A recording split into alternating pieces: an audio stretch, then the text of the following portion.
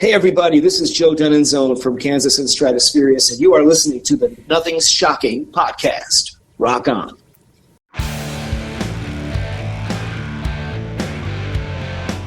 Want to know what's going on in the world of music?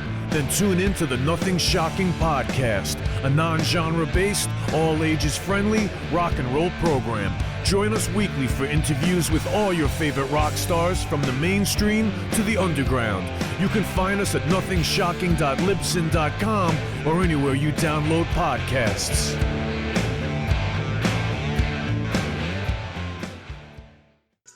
We're putting the band back together. The numbers all go to 11. I'm talking about bands that rock. Led Zeppelin. What about Sabbath? AC/DC. Motorhead. Does that mean it's louder? Isn't it any louder? Well, it's one louder, isn't it? We're not worthy. We're not worthy. Why don't you just make 10 louder and make 10 be the top number and make that a little louder? These go to 11. I get up off the ground and raise my head. Days like this, think I should be dead. One for Satan, two for me. Let's cheat the devil, it's fun, don't you agree? Welcome to the Nothing Shocking podcast. I'm your co-host, Jeff Untied, and with me in Dog Bowl Studios is Coach Nez. You can find the Nothing Shocking podcast on Libsyn or any podcatchers. Like our Facebook page or follow us on Twitter at NoShockPod. You can also find the Nothing Shocking podcast on Rock Rage Radio every Sunday morning at 7 a.m. Central Time. Our sponsor is Ragged Records, located in downtown Rock Island, Illinois, and downtown Davenport, Iowa.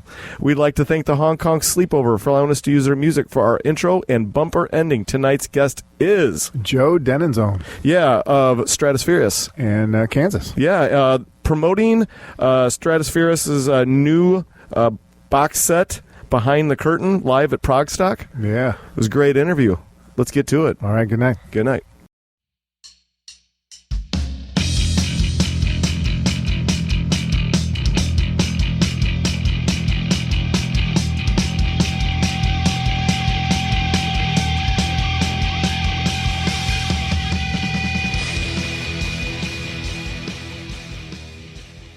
Joe, welcome to the Nothing Shocking podcast. I'd like to introduce you, my co-host, Jeff Untied. Joe, thanks for joining us tonight.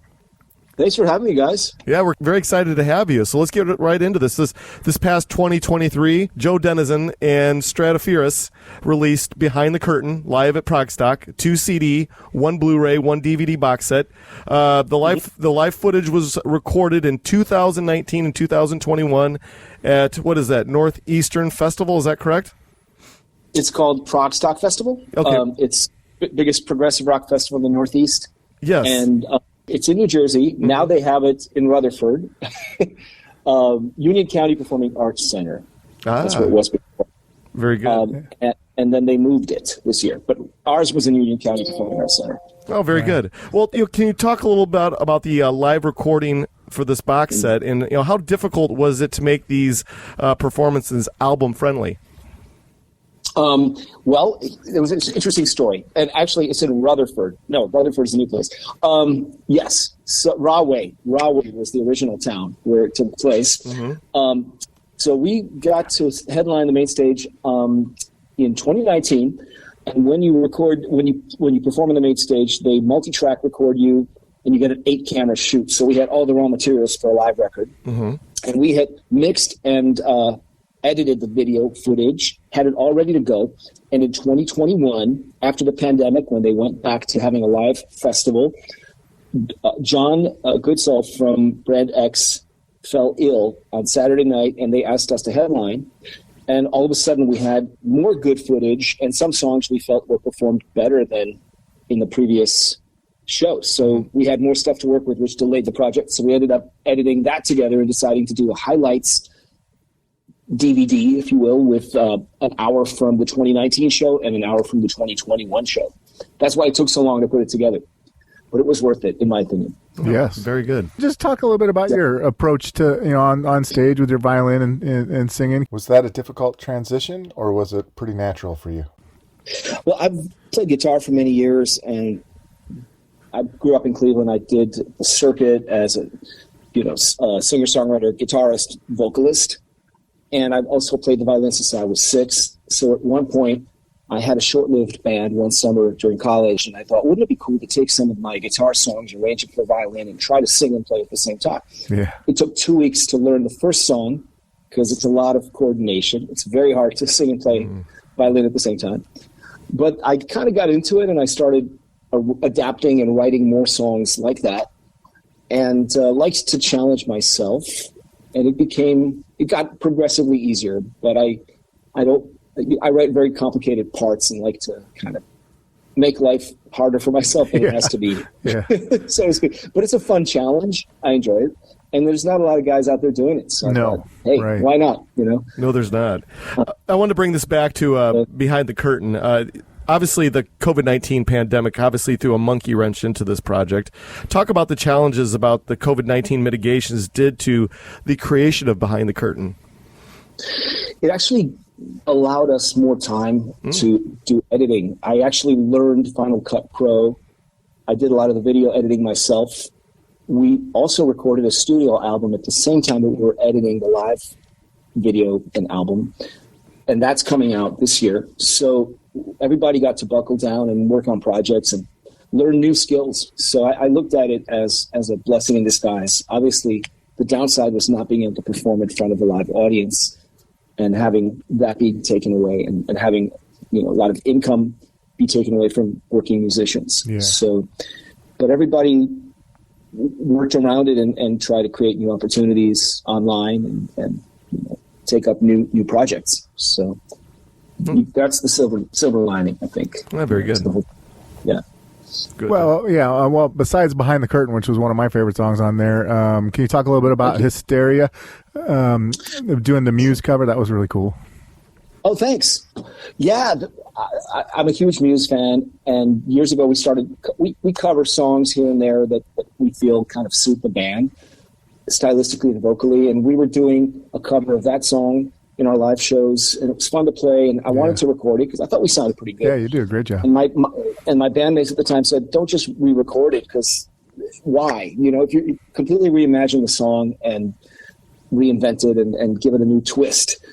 So they kind of threw the gauntlet, and I came up with this new arrangement of it, which a lot of people liked. A few people got pissed off, but better that than indifferent. I always say better that than indifference. I'd rather have a bunch of pissed off fans and a bunch of fans who passionately love something than something in between, Mm-hmm. Well, I'm follow that up with Frame by Frame by King Crimson. You guys used the footage for that. You got a new video out for special for that one. Yeah, that's another one. Adrian Belew's voice is in my range. And that song always kind of spoke to me, and I'm a huge King Crimson fan. We all are. And it's fun to kind of play Robert Fripp's fast ostinato guitar parts on the violin while singing. That's another really challenging song. So we threw that in, and it worked well. We still perform that pretty regularly in our shows. Oh, very good. When it came to the live performances for Behind the Curtain, were there any songs or performances that didn't make the final cut to be put on the actual CD or the actual Blu-ray or DVD? There were. Like I said, we only used 1 hour from each show, so there was a lot of stuff. We had to choose what was the better take, what was the better performance.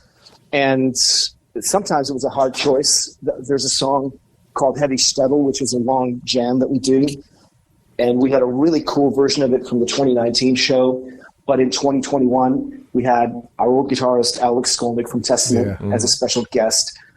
So that was insane. We're like, we got to include that version. It's how often do we get him available and in the same building? And it just kind of came together beautifully. So we used that version, but the 2019 one still exists, and maybe we'll put it out as a bonus track somewhere sometime. Very good. Another song, Storm Surge. I know it's one that's going to be on your new album with Michael Sadler. I know he wasn't able to be with you on the live show, but can you talk a little bit about that song? Yeah, that came together. It was inspired by an old piano etude that my son was learning by a 19th century German composer, Friedrich Burgmüller. That was the melody and the chords. I slowed it down and turned it into a rock power ballad. And we got to know Michael Sadler in 2018 because we both played Progstock together. We're all huge Saga fans, and I'd seen him around in various festivals and events over the years. So I invited him to be the guest vocalist. This is actually the first studio album where Stratospheerius has guest singers. I'm not singing lead on all the songs. Okay. And he was glad to do it. He contributed some lyrics, and our drummer, Jason Gianni, contributed a few new sections to the song. So it was a collaboration between myself, Michael, Jason, and the ghost of Friedrich Burgmüller. So when we did it live, when we recorded it in the studio, Michael, this was all done during COVID remotely. So Michael, who lives in Missouri, recorded his vocals and sent us a video of him singing. We had Rachel Flowers, who is a blind multi-instrumental genius. She played piano and flute. She lives in LA. We had Ruti Celli on the cello, Fernando Perdomo on guitar. It was kind of a intercontinental project, coast to coast, and there's a video of it on YouTube. The live version, we had Rachel Flowers there, so she was the only guest from the recording that sat in and played live with us, and I sang lead because Michael Sadler couldn't be there. And that's on the DVD. Yeah, very good. Well, Behind the Curtain was released on Melodic Revolution Records. Can you give our listeners an insight to your working relationship with the record label? Will you work with Melodic Revolution again in the future? Melodic Revolution released our 2017 album, Guilty of Innocence, and this new project, and a bunch of singles from our upcoming project. It's an indie label run by our good friend Nick Katona, and it's a small mom and pop, or should I say pop, label. They have a great array of artists, and we might be releasing a new project on their label, but we have a few different options we're entertaining right now. So we'll see what happens. But Nick is my brother, and he's helped us out tremendously. So we'll see. Yeah, very good. Yeah. Well, Guilty of Innocence in 2017, that was your last album. How has the songwriting changed? Has anything changed with your new album, or is it status quo? I think there's no such thing as status quo, but I think we've embraced the fact that people label us as a progressive rock band. So we kind of went deeper into that and embraced it. So the new album has more extended length songs like Imposter. There's a 13-minute song called Chasing the Dragon at the end of the album. Nothing to do with heroin. It's a metaphor. Yeah. So there's a lot of odd time signatures and really epic, kind of heavily orchestrated music. So yeah, we kind of came to, as much as I hate labels, the saying, I wouldn't want to be a part of any club that would have me as a member, like Woody Allen joke, but I don't feel that way. I appreciate the audience, and we're happy to make this kind of music. So I would say more epic, more complex music, but also accessible and with hooks that people can remember and sing along with. Yeah, very good. You brought up the label, under the rock and roll umbrella, all these different labels of genre. For you, the artist, what are your thoughts? Do you think we're oversaturating the rock and roll business with all these different genre labels? I think it's a way to sell the music, to help people identify what they like, but at the same time, it closes them off to things they might potentially like if it's under a different category. I have a love-hate relationship with labeling music into categories. It's because progressive rock can be so many different things. It could be heavy metal inspired. It could be Celtic, like Jethro Tull has shades of Celtic music and folk music. It could be inspired by classical music, by jazz. It's a wide umbrella. Same with jazz. How do you define jazz? Is it New Orleans Dixieland? Is it swing? Is it, tribal tech and Medeski Martin Wood and, Brand X? There's so many different. I don't think musicians really think about that too much. They just play what they gravitate to and play a combination of things that inspire them. and let the critics, the audience, figure out what it is and how to define it. Very good. You talked about the creative process that you had during COVID-19, where you got a lot of work done. This era now of you can record your parts, you can Dropbox them, send them in an email, an attachment, yada yada. You know what I'm talking about. But for you, at this stage of your life, what do you prefer? Do you prefer recording your parts at home and then Dropboxing them to other artists, or do you miss that whole let's get into a proper studio and bang it out together?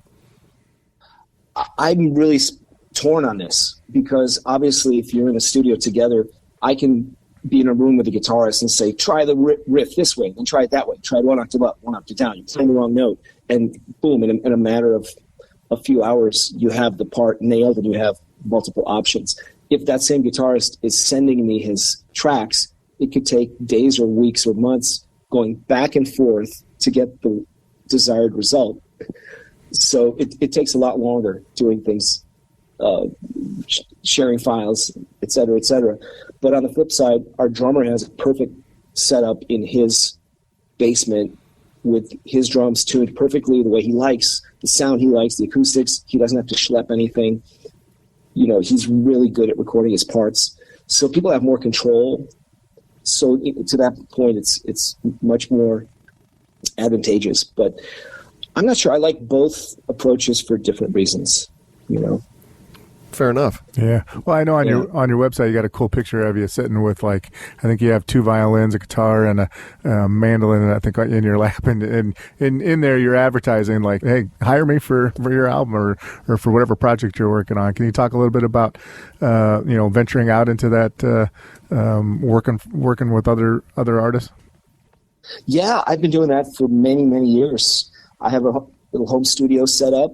I can record a full string section for people. A lot of bands want a string section in their music, but can't afford to hire a full orchestra, a real orchestra. And I can get the sound of a violin, viola, and even cello, nice. Layer it multiple times and get that same sound for a fraction of the price. And I love doing that for people. I've arranged string parts. And when the pandemic hit, I upped my game and tried to get more of that kind of work because that was a really good revenue stream for a lot of artists, online recording. So I still enjoy doing that, and I prefer to do that when people hire me because I have all my instruments in my studio, and I can have more control of the sound. But some people prefer to work in the same room, and I respect that as well. Very good. I think that also leads into, you also do lessons, and people can reach out to you through your website to do lessons. Can you talk a little bit about that venture? I do, yeah. During the pandemic, I was teaching on Zoom a lot and on a website called String Masters. And the thing with lessons, when I'm on tour, I can teach or record from my hotel room. I don't have to wait till I'm home. And I could record for anybody in the world or teach anybody in the world, which is a beautiful thing. I also teach at the New Jersey City University Multi-Style String Department. I'm on the faculty there. And nice. It's a really revolutionary string program for musicians who don't just want to focus on classical music, who want to play jazz and rock and different music from all over the world. So it's a very fun thing to be a part of. So I've been a passionate teacher and clinician for many years. It's a big part of my life. Well, with you got the new album coming out with, a lot of bands kind of shying away from physical product and stuff. What's the band's take on it? Will the new album be only digital, or will you have physical product out on your shows? It's weird. I don't know if we would ever release another physical box set DVD Blu-ray thing like we did. It might be a little crazy in this day and age. But as far as physical product, there are people that still buy CDs and even vinyl, especially in the progressive rock world. A lot of people really want that physical thing that the band can sign, that they can have in their home. And for that reason, I think sometimes I feel, maybe I'm old school, but if you only release something digitally, it just kind of disappears into the wind. There's people get so oversaturated with things. You have to keep it relevant, keep their attention. Absolutely. Well, tough question here. You're a vocalist. You're also strings.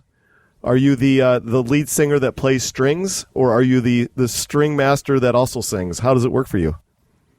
I would say probably the latter. I it's equal, but at the same time, I think of artists like Stevie Ray Vaughan, Jimi Hendrix. They all sang lead vocals on their albums, but they were primarily known as guitar players. So I always kind of thought, wouldn't it be cool if there was a band fronted by a violin player in that vein, because I hadn't seen that before. Absolutely. So, and I guess in my day-to-day life, I get hired and known as a violinist. So primarily, I would say I'm a violinist first and foremost. Very good. Well, let's get right to this next hot topic that Jeff and I wanted to talk about is Kansas. This past May of 2023, it was announced that you are the new violinist for Kansas, replacing David Ragsdale. How did the Kansas opportunity come your way? It was interesting. I think it was kind of a culmination of many years of just being on the scene and playing shows with my band and getting to know a lot of people in the progressive rock world. And there's quite a vibrant scene of artists in North Jersey where I live, in the New York area. But I knew Tom Brislin, the keyboard player, for many years. He'd come and see my band. I've seen his projects. And we had a lot of mutual friends. And he kind of knew me as the violin prog dude, So when it came time, basically what happened was during the pandemic and after the pandemic, a lot of Kansas members got sick and had to cancel numerous shows. So because they did not want to have to cancel shows and lose money, they created a new rule where everybody had to have a backup guy. And everyone did except the violin player, David Ragsdale. So last February, Tom called and asked if I'd be interested in checking out the music. I said, absolutely, of course, I'm a huge fan. So, he sent me the music and the set list, and I spent 2 weeks transcribing and memorizing and like a bunch of months memorizing the music. And it turned out that David was not in good health, and it looked like he wasn't going to be able to do the 50th anniversary tour. It was kind of an on-again, off-again situation where I had to stand by and be ready just in case. And in May, I got offered the job, basically. Wow. Very good. Very good. Yeah. Jeff, you got the next one to take it. Well, yeah, I wanted to talk a little about your Viper electric violin, 7 strings. Can you talk a little bit about the challenges of 7 versus 4? And are there a lot of manufacturers for electric violins out there, or what made you choose Viper? There are a lot. It's a whole world that a lot of people outside the string world are not that aware of. But my weapon of choice is a 7-string Markwood Viper electric violin.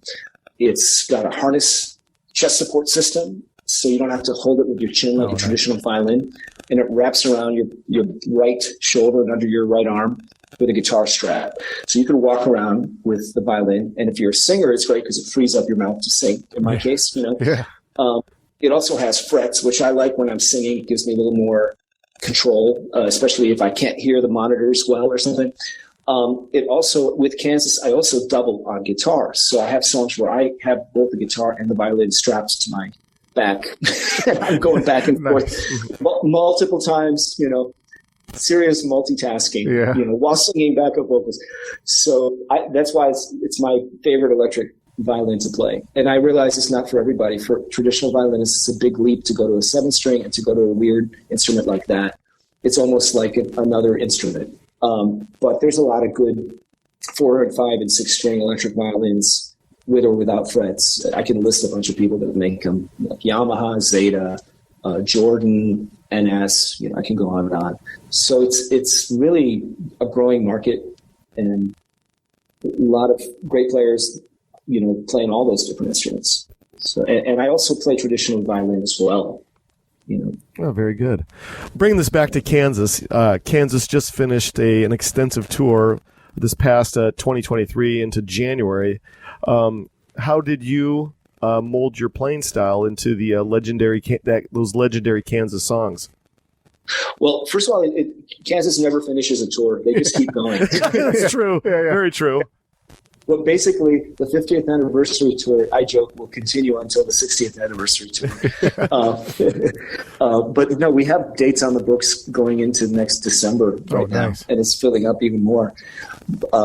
Basically, the difference between my band, Stratospheerius, and Kansas, with my band, I have a huge pedal board. I go crazy with different sounds and effects, and kind of anything goes attitude, you know.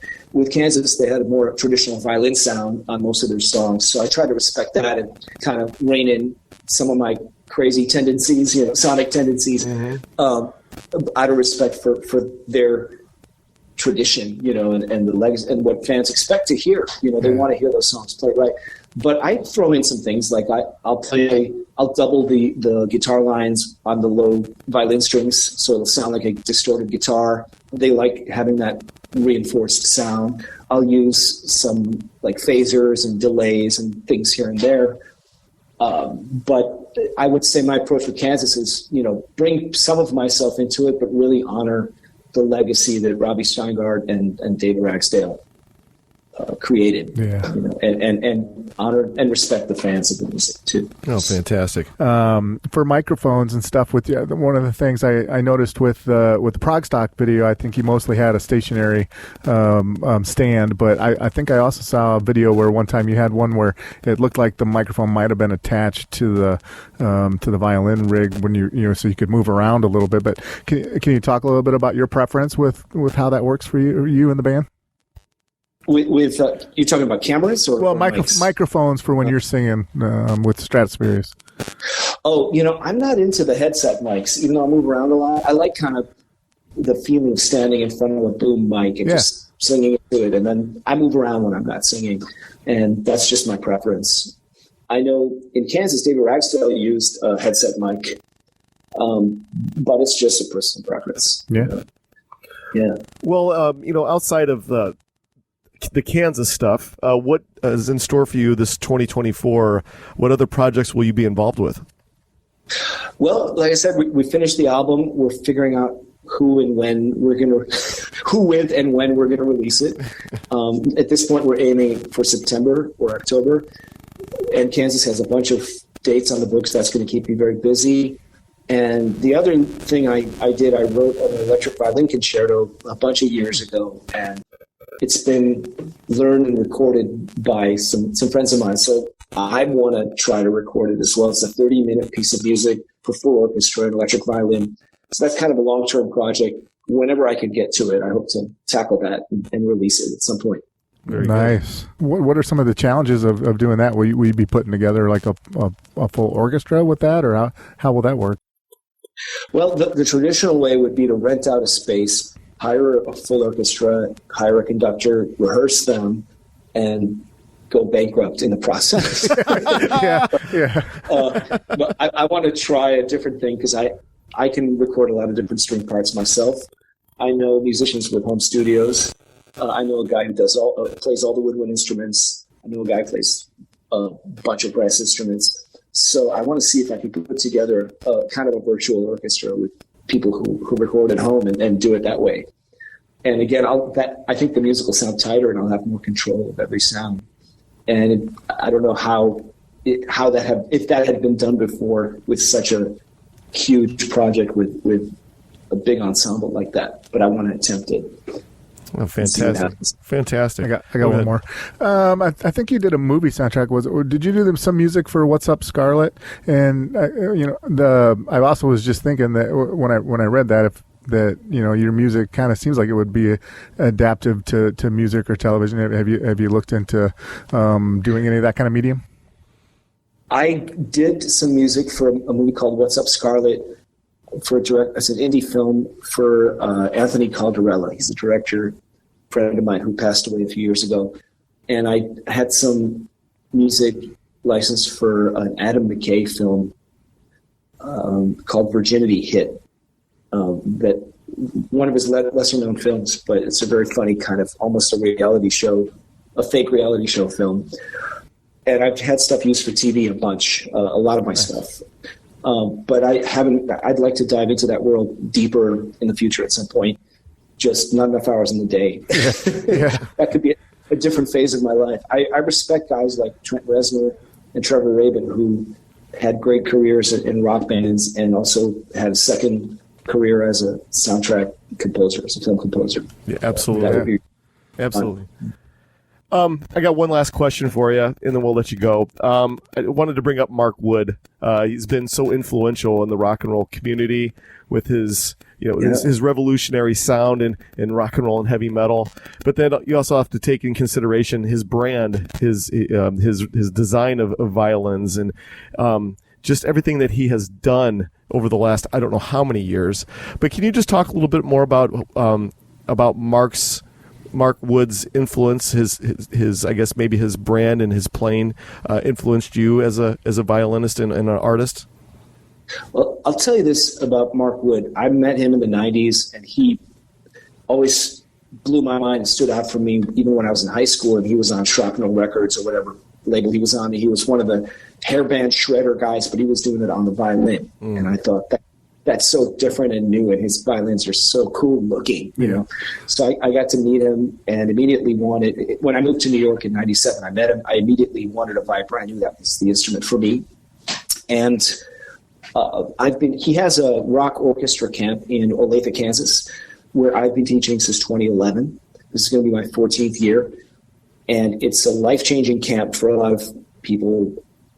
It's kind of mostly it's kids who are like me, who are in high school, who are kind of the nerds in their school. Maybe they don't fit in, but they love to rock out on violin, viola, or cello. And we joke that it's kind of the island of lost toys. They find each other and form this really cool community. But the coolest thing about that camp, there's kids that it's addictive because everybody it's a big love fest. Everybody just jams and has a great time and gets inspired. And there's kids that start coming there when they're like 13, 14, 15, and they grow up and they come back every year. And now they're in their 20s and they have careers and they're doing really cool, original stuff. And they're all very different. And that's Mark's legacy. He created a safe place for people like that to come together and learn and innovate and find themselves and become artists. And aside from his instruments and his music, which are great, that's a true legacy right there. If you create something like that and touch people's lives like that. So, that's what I think about Mark. He absolutely. Actually, by day, I'm a school teacher, and he actually did a show at our school. Yeah. He was fantastic. So did a short little show. But anyway, we're running out of a lot of time for the evening. Is there anything that we left off that you would like to plug or promote? Well, I'm not sure if this is going to air before Friday. Probably not. I was going to plug the show that we have coming up, but this show is after the fact, right? Yes. Yeah, absolutely. Well, you can just tell what can we expect at the show? A lot of crazy notes, a lot of fast riffs. No, we're going to. Well, we always put on a great show. I love to perform. I love to rock out for people, and I like to open up the songs and improvise and give them a new dimension, maybe make them different than what you might have heard on the album. And we hope to book more shows in between my Kansas tours as much as possible in the coming year. And people can find my band on stratosband.com, STRATOS band.com. And my website is joedviolin.com. And there you can find all my social media links and links to all my projects. Very good. Yeah. Well, this is how things are going to work out. We're about 2 weeks behind on our episodes, but once Jeff, the editing wizard over here, cleans up all of our boogers tonight, we'll send it to Ann, and we'll also send it to you as well. And please share it to all your social media. We'd really appreciate it. Of course. I always do. Fantastic. Thank you so much. Yeah, thanks for coming. It was an honor. Thank you. The honor was mine. Thank you so much for having me. And yeah, we enjoyed it. Take care. All right. Great speaking with you guys. Have a good one. Bye-bye. You too. Bye-bye.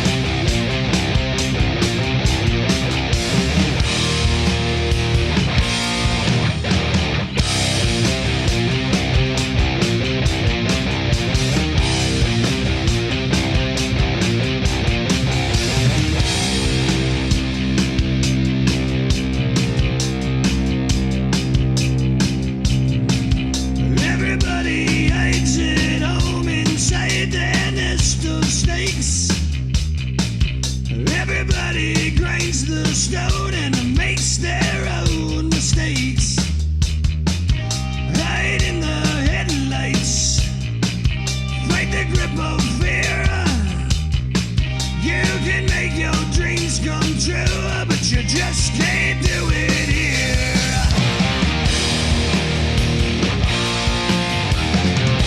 Hey.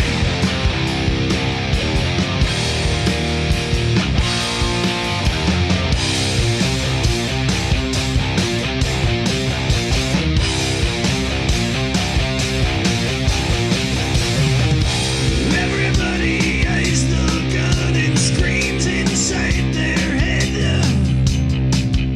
Everybody bites their tongue and pays their bills instead. Hide in the spotlights, fight the grip of death. You can have the air you need, but you best not take one breath.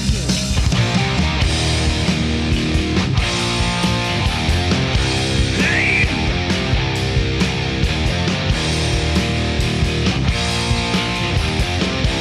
Roll the dice.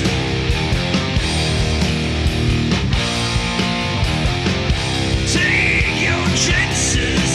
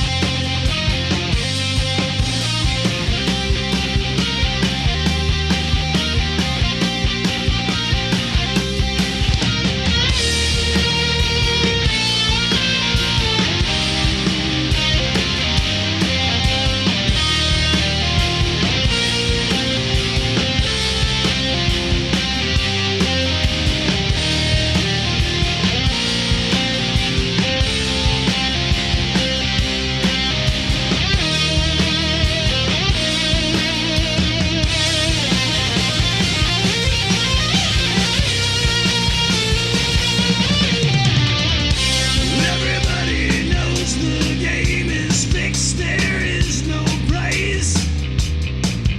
Everybody pulls the plug and says their last goodbyes. Move to the sunshine, fight the grip of nights. If they ever take from you, then you plug out both their eyes.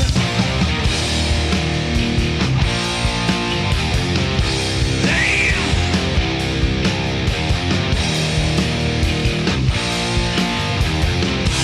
Roll the dice.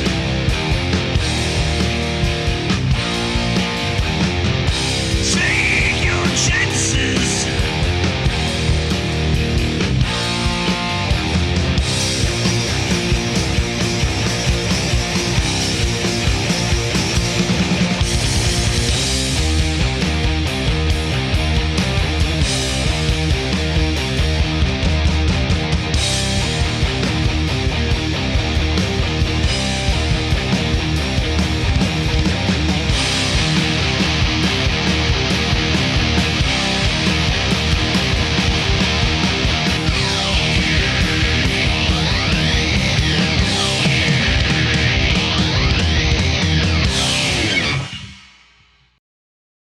Welcome to the night.